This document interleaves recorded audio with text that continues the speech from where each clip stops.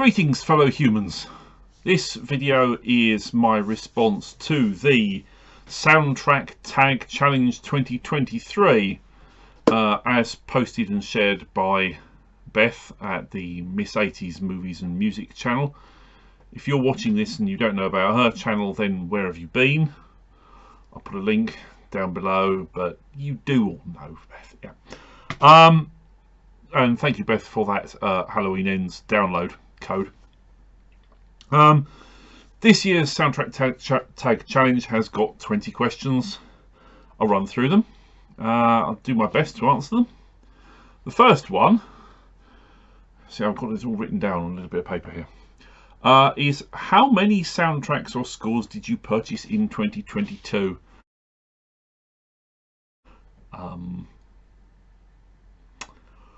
Well, I tried to add them up using my kind of notebook plus my Discogs account, and I lost count somewhere after 200. I think it's probably 250 or so.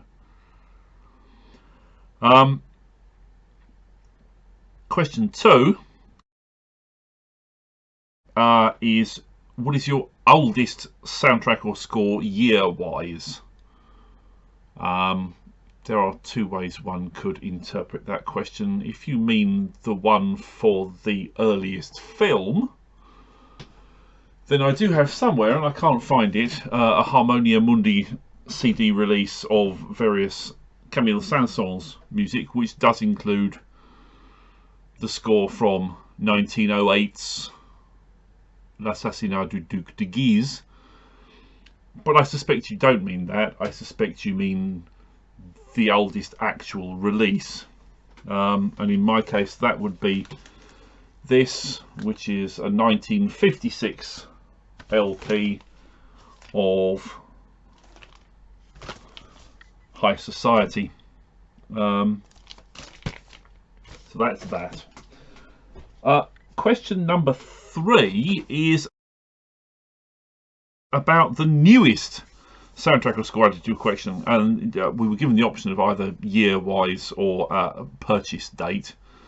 Well, in terms of purchase date, I think it would be this order from La La Land, which included Danny Elfman's Big Top Pee-wee and Marco Beltrami's Hitman, Agent 47. And this 4-disc Star Trek TV Final Frontier thing, you can see there's lots of composers' names listed there, because that's music from, well, a little bit sort of reconstruction from the motion picture, then Next Generation movie music, and Deep Space Nine music, and Voyager music, and Enterprise music. So that's all of those. But in terms of most recent release, well, it's John Williams' The Fabelmans. Some people have been a bit down on this. And admittedly, it is a short release, and one where John Williams' music is sharing the playing time with some classical stuff. Clementi, Bach, and so on and so forth. Who else? Haydn. But I really rather like it. It's a nice sort of lovely little jewel of a tinkly thing, and it's had plenty of replay since I bought that. So there we are. Preferred format. This is question 4. Preferred format to buy or collect your soundtracks on, and why? For me, as you can see with these shelves, it's CDs. The sound quality is high and it doesn't degrade.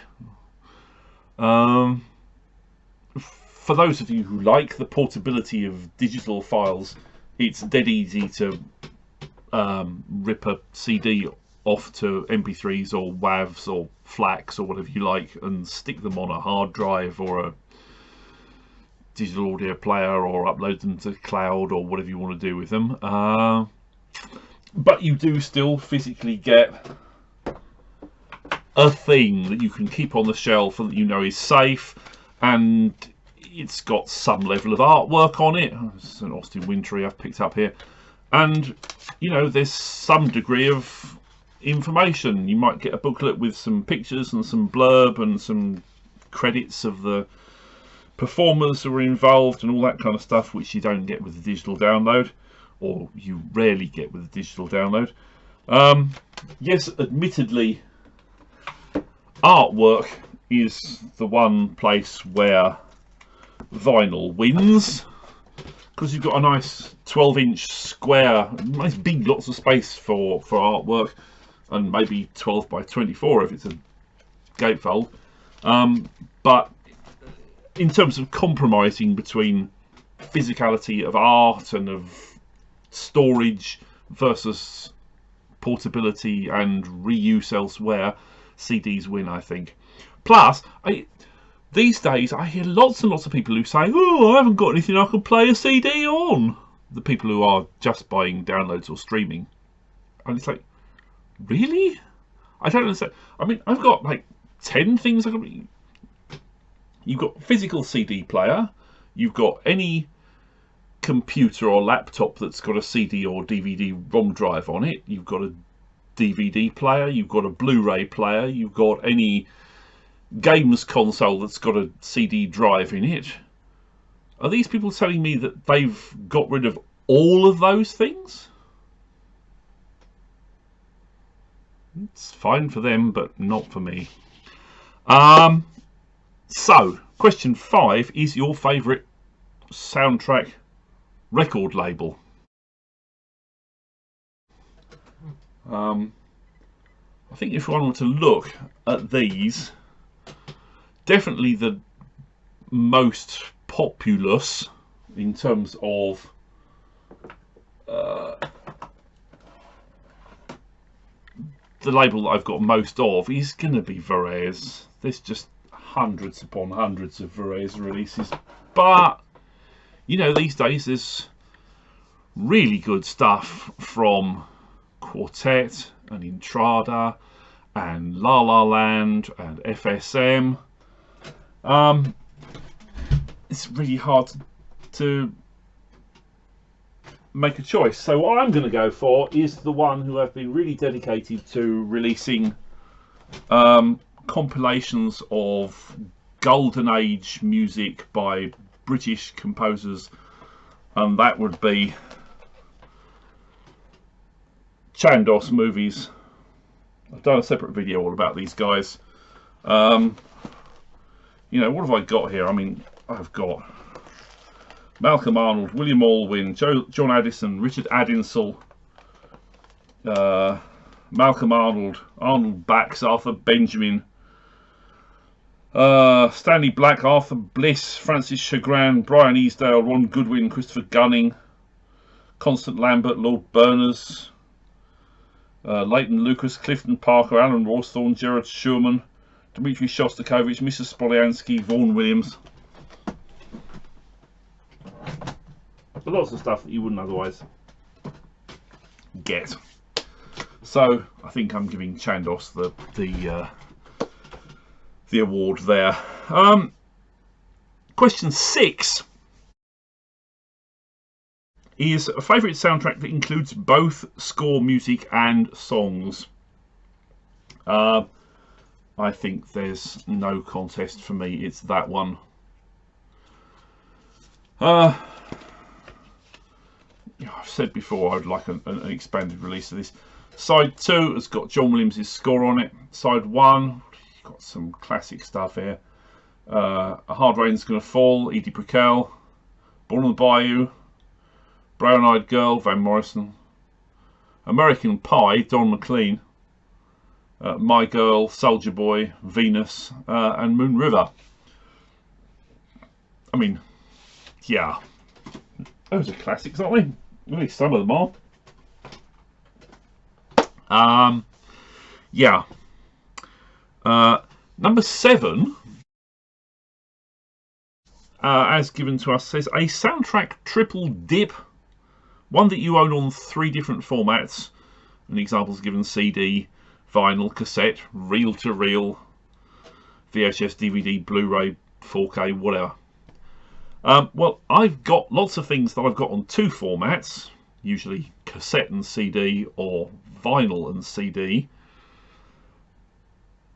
sometimes digital and CD, because you get a download and then they release it on a physical medium and you're going to go, I would have waited. But I'm not sure there's anything that I've got on all three. There's definitely some Star Wars content on all three, but not necessarily the same bits. I mean, in fact, all four, I suppose, because Galaxy's Edge is digital, and the expanded version of Solo, which obviously is John Powell, but it's got some John Williams in it as well, that's digital. But then I've got vinyl and cassette and CD for those, so maybe that counts. What you could say though is Blade Runner, if we include the film itself, I've got the film on VHS and DVD.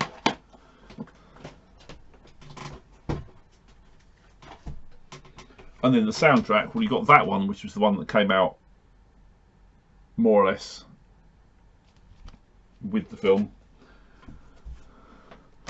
And then the same one on CD, and then many years later Vangelis's version, and then some years after that Edgar Rothermich's reconstruction. So that's kind of a thing that's in various formats one way or another. These are all slipping and sliding about all over the place.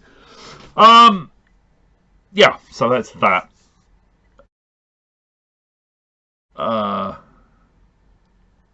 Question 8 is a soundtrack or score from a milestone year. I struggled to think of an appropriate year here. Well, I was born in 72, so I turned 18, became an adult in 1990, and that was also a year where I was working in the local cinema, and a lot of my sort of formative memories of film stem from around that time. So I'm going to go with that sort of era. Working in the cinema, Pretty Woman was a very successful film for us, and that if you've seen Empire of Light, you'll know that cinema employees get to see bits of the film over and over again, but very rarely get to see the whole film, and I saw bits of Pretty Woman over and over again. Yeah, but it was a very successful film for us. And Come See the Paradise is not so successful a film, but this is iconic in the sense that some of the music which here is by Randy Edelman was for many years used as go-to trailer music before the kind of Hans Zimmer Inception Brahm kind of stuff took over as trailer music. Now, what's the track called? It's called Fire in the Brooklyn Theatre. Yeah, so check that one out and you'll go, oh yeah, I remember hearing that in trailers a lot back in the day. What have we got? We've got a favourite soundtrack from your childhood. And again, it wasn't clear whether this meant one that was a favourite when I was a child, or merely one that is a favourite now from the period of my childhood. But you know, it's yeah, I mean, that's kind of stands to reason, doesn't it? So what was that? There was 81, 82, so I was, yeah, 82, so I was 10. That's childhood, isn't it? Okay, where are we next? Number 10. Question number 10. Best soundtrack or score opening title track. Well, if you mean score, then, you know, I mean, if you mean songs, I'm going to go for that. Hooked on a Feeling. It's just a fun song. the weird opening. You kind of go, what the hell is this? And then it launches it, and it's just really kind of gets you going. So yeah, that's that. Question 11, not track 11, question 11 is favourite soundtrack or score ending track. Again, I'm torn a little bit. That is another one that takes me back to working in the cinema, and the sequence where the kind of Warner Brothers thing comes up and you've got Porky Pig saying, move along there's nothing else to see, that's all folks. Hey, I like the sound of that. And then you've got just that moment's pause of silence before the rush of Alan Silvestri's end titles comes in, so that just takes me back. But in terms of things that one's discovered later that are just sort of like, that's a fabulous piece of music, irrespective of any kind of mental associations that one might have with it. The Quiet Earth. There's a later question about things that you've looked for a long time. There's not many copies of that about. This CD version is paired with another film soundtrack called Iris, not the one about Iris Murdoch, that's much later, and I think it was James Horner. And I was holding out for this. There are a few copies of the LP around, but the LP is just The Quiet Earth, and it's a pretty short recording. Yeah. Check out the end title sequence on YouTube, because it's, well, you can see that shot there. That pretty much is the end shot of the film, and it's very, very weird, and yeah. Anywho, 12 is best movie love theme. I had a lot of thinking about this. There are lots of really, really nice love themes, like Across the Stars by John Williams from Star Wars, OBS. I kept gravitating back to Miklos Rozsa, because Rozsa wrote really beautiful stuff. And I think I'm going to pick the love theme from That Hamilton Woman. There isn't a physical CD or indeed vinyl release of the soundtrack for that movie, but that particular track is on a number of compilations. I've got one, Morton Gould and the LSO. I think I couldn't find it, but that's really, really nice. You'll find versions of it on YouTube to look up if you want to. I don't know if this counts, but with the song "Oh My Love," even gets a mention on the front cover there. Katina Ranieri singing Riz Ortolani's "Oh My Love" from Addio Zio Tom. Yeah, it's a really lovely song. Now then, question 13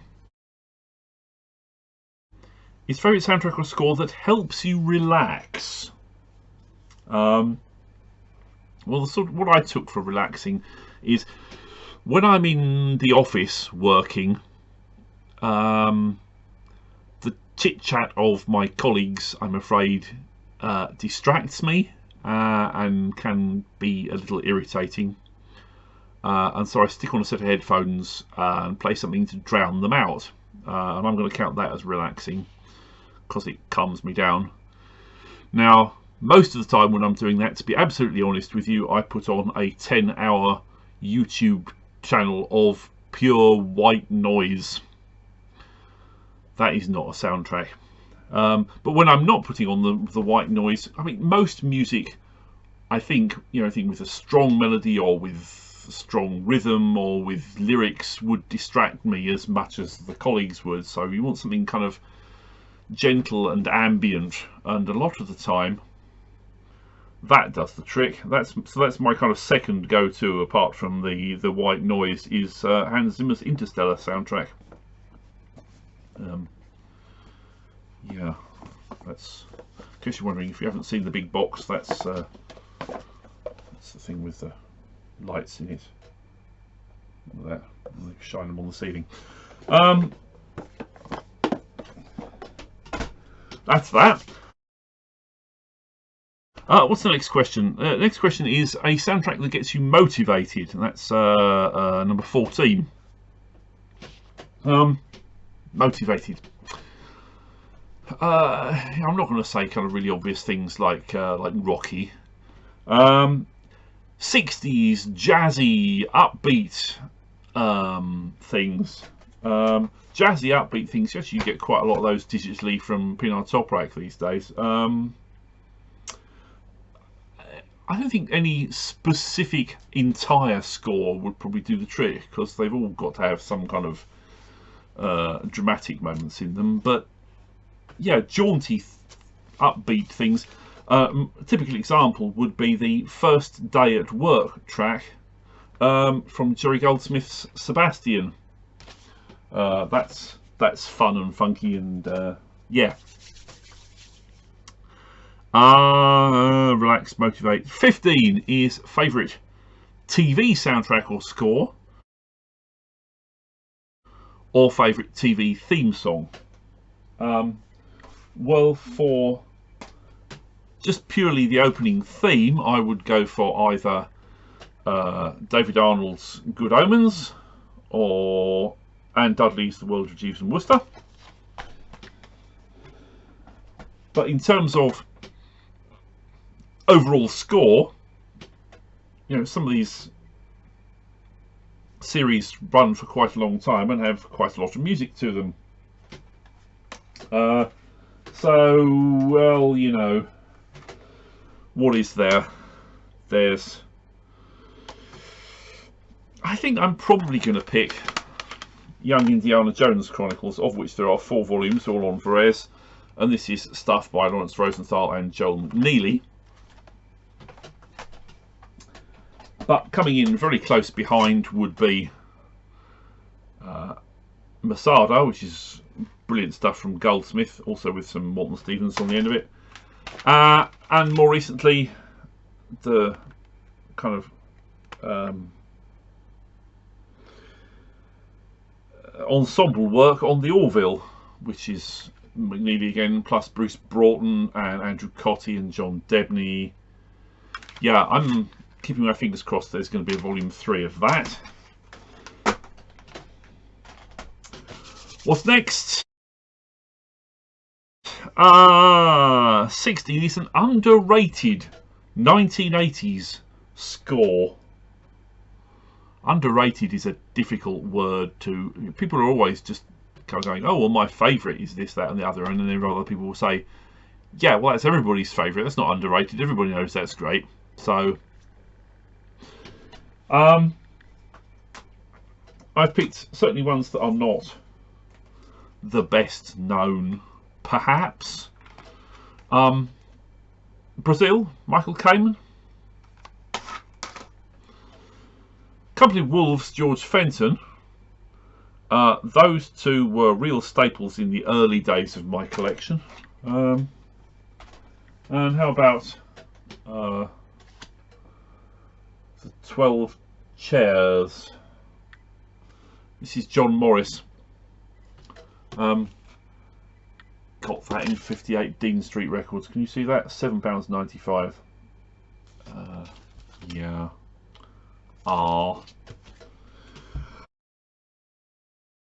Question number 17. If you had to sell your entire collection and only keep one, so this is sort of desert island soundtracks, which would be the one that you would pick? I've gone for a kind of cheaty reason. The question doesn't specify why we would be having to offload all but one of our soundtracks. I'm presuming either for reasons of space or finances. And you kind of go, actually keeping the music, you want to just back it up to digital first. And then you kind of go, hey, I've sold all these things, but I've still got the music because I've got it on a hard drive or several. So I've picked something that I would keep, not because of the music, but because of the signature, and that is the Reavers. So it's not my favourite John Williams soundtrack. It's quite a nice one, but you know, there are plenty of others that will go ahead of it. But it has been signed by the man himself. So that's the one that I would keep, because it would be hardest perhaps to replace.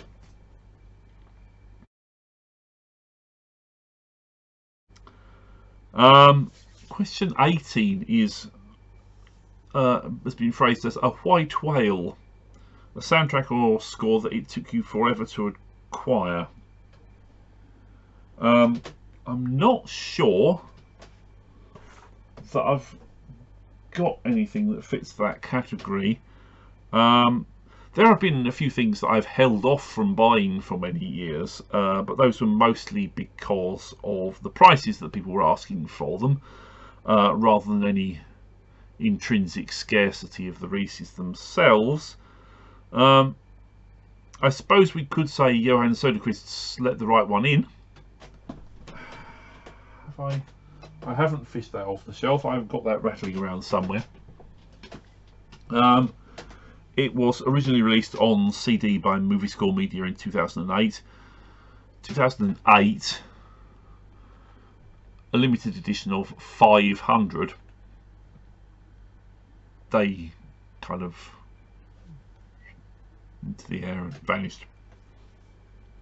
For a while, they were somewhat hard to come by and expensive.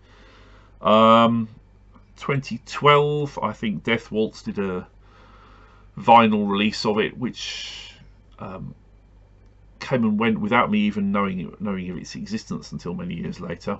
And then I think it was last year, 2022, a Finnish label, Svart Records, announced they were going to re-release it on both vinyl and CD. Hurrah, said I. Pre-ordered it on CD. And yeah, so I've had that since then, and I think now the availability of that has made the older Movie Score Media ones perhaps come down in price because they haven't got that rarity value anymore. But hey, if you don't know it, it's from the kind of vampire movie that was then subsequently remade as Let Me In America.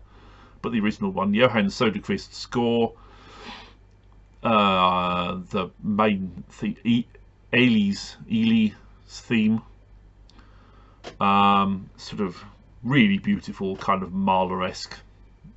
It's just wonderful piece of music.